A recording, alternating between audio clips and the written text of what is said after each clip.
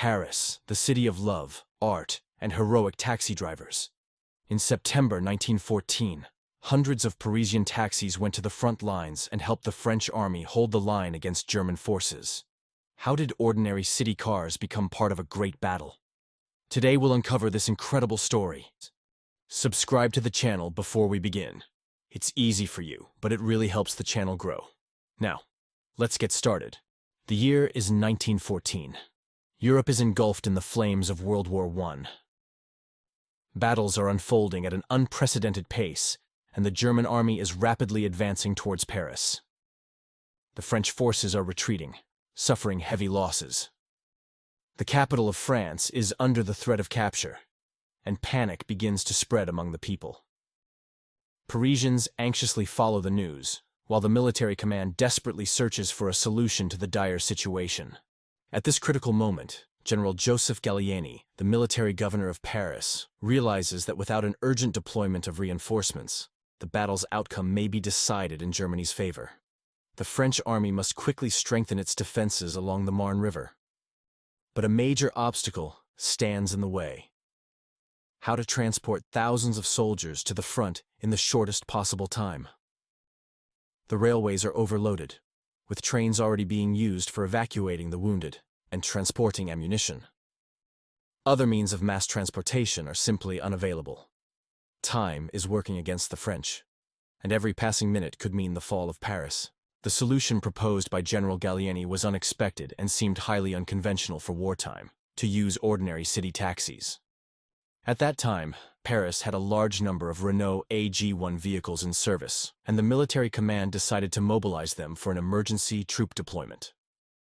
Parisian taxi drivers, accustomed to leisurely rides through the city's streets, had no idea that they were about to become part of a military operation. Many of them received orders late in the evening, with little to no explanation.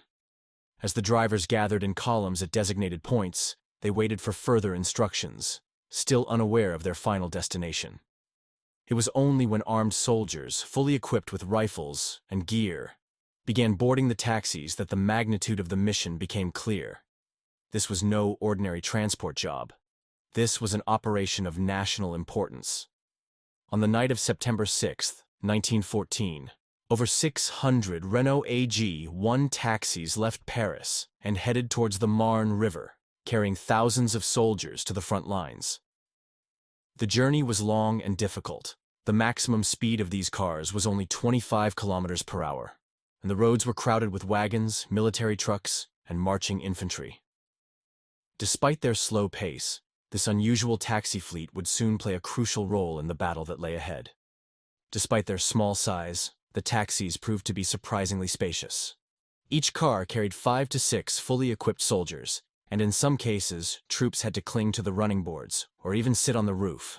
The convoy of Parisian cabs looked more like a chaotic stream of city vehicles than a military column. Yet, the soldiers remained in good spirits. Despite the obvious discomfort, they joked that they were finally heading to the front in style. The route was not easy. The roads were in poor condition, and traffic jams were a constant problem. At times, the drivers had to take detours, and in some areas, they turned off their headlights to avoid being spotted by enemy scouts. Still, the taxi convoy pressed on, covering dozens of kilometers. The drivers worked tirelessly, never complaining about fatigue, fully aware of the importance of their mission. By the morning of September 7th, the reinforcements arrived at the Marne River. The soldiers immediately took up defensive positions and engaged in battle. This timely deployment of troops proved to be decisive. French forces managed to halt the German advance and push them back. Paris was saved, and the role of the taxi drivers in this victory turned them into a symbol of national unity and courage. An interesting fact: despite the wartime emergency, the French government still honored formalities. It paid the taxi drivers for their service. The total fare amounted to 27,000 francs, making it one of the most unusual transportation operations in history. After the war, many Renault AG1 taxis returned to their regular duties, driving passengers through the streets of Paris. However, their heroic role was never forgotten.